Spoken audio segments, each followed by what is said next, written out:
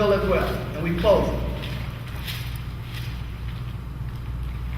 Go ahead and turn to Luke 15.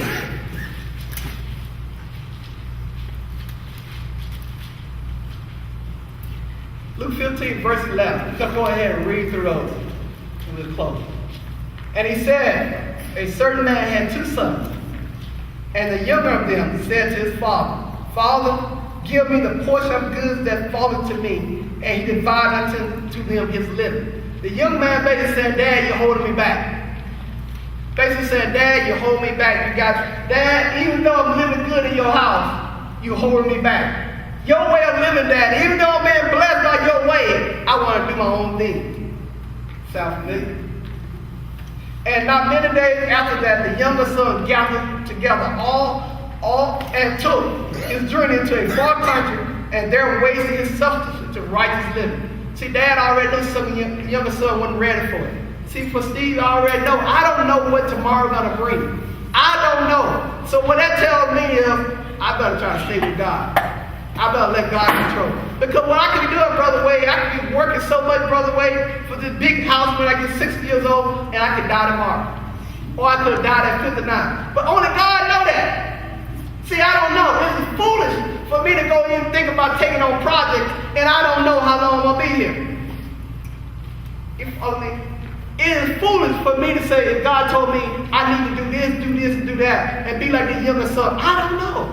Only God is all-knowing, all-powerful, and all omniscient, and everywhere. I don't know. It's foolish for the younger son to do this. Dad had already been out there. Dad knew when you got a lot of money, a lot of people going to follow you. Dad knew when you got a nice car, a lot of women going to get in it. Dad knew that already. It's foolish. And it said, when he had spent it all, there arose a mighty famine in that land, and he began to be in want. First it was pride, the younger son. You got to understand that. Because he said, Dad, even though you're doing this for me, it's me. I want to do my own thing. A lot of times we want to do our own thing is based on pride. It's based on pride. I used to tell myself, I'm the man. I don't care. Men like this devil. Men hate counseling. I don't need another man to tell me nothing. Why you go tell us about my business? I don't need another man to tell you I'm the man. Am I right, man? Am I right? Men hate to be counseled, especially by other men. Other man can tell you how to fix his car. But don't tell the other man he's wrong in a relationship. Men don't like it because of pride. It hurts when another man has to tell you that your stuff ain't good. It hurts. This son had a lot of pride. But after he had spent all his money, a great famine came. Now, if he had asked his dad probably would have told him the famine's going to come later on, and you need to prepare. Same way if I had asked God probably tell me, Steve, that my car can break down 2 days from now, I need to prepare. God going to tell me that it may rain next week and you don't need to do this. Over and over and over again, if you allow God to control your life down, it'll be all right. We get in trouble because it's not your life. You have to keep telling yourself, it's not your life. That's what keeps me going in life, Sister Della. I have to tell myself, it's not my life. But God tell me, He put me here because of people like Steve, Brother Wade, Sister Diane, Mo, Chris, and the rest. Put me here so they can help develop me. Sister Della, you developed me at work and you don't even know it. In a great way. In a great way. You develop me. Every day. Every day I'm around you, Don, you make me better. And you don't even know it. Again, it's not my life. Brother Sean, when I walk with you, you make me better. It's not my life. It was my life. I'm an introvert like Brother Wade. I just go in my room, be in the closet all day, and turn my TV on, don't bother me. But God has transformed me into a person that likes to be around people.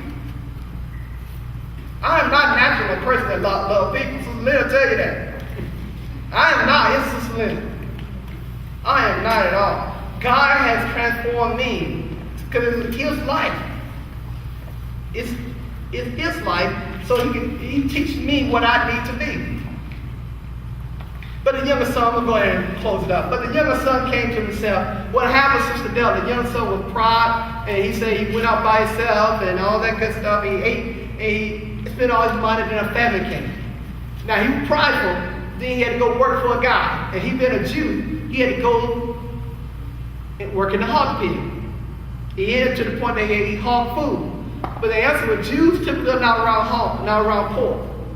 But in this case, the younger son had to do what he had to do, and he went from the highest to the lowest. When we got pride, I always worry about people got pride. God always take, if you got pride, God take you from the highest and bring you to the lowest. He say, I exalt the humble, but he said, I will pin and reject the pride. If you got pride, God will bring you down. God will bring you down. So what happened is, the younger son came to himself. At least he came to himself. He came to himself and said, you know what, I messed up. He said, you know what, I messed up. He said, you can go home. He said, I'm going home. He realized that he had messed up. I wondered how long it's going to take till we realize do we always have to wait till we mess up to realize we messed up? Do we always have to wait till we mess up to realize we have messed up? See, the key in life is don't wait till you got in trouble to realize you're messed up. There are sickness going on in your head and your heart every day and say, this is the wrong way. This is the wrong way. This is the wrong way. Don't wait till you get in trouble to realize you're messed up. But the younger son did. He didn't have a choice. He went back to his father, Sister Lynn, and he went back home. This year he went pride. He went back with his dad, and his dad saw him from afar off and took him. Put a robe on his finger. Put a robe around him, a ring on his finger, and they went and had a big celebration because his son was back. What I ask you now, in your life, you can come home. You can come home. For Christmas, you can give your life back. You can give it back to him. For Christmas, you can rededicate and give your life back. See, first you got to realize that you took control of your life. And here's the deal. Either you're going to give him all of it or don't give him none at all. I know we like to play, and we like to give him half. Can't give him half. Half don't work. Where that card I gave him? Half don't work. You can't give him half. Wrong one, but that's okay.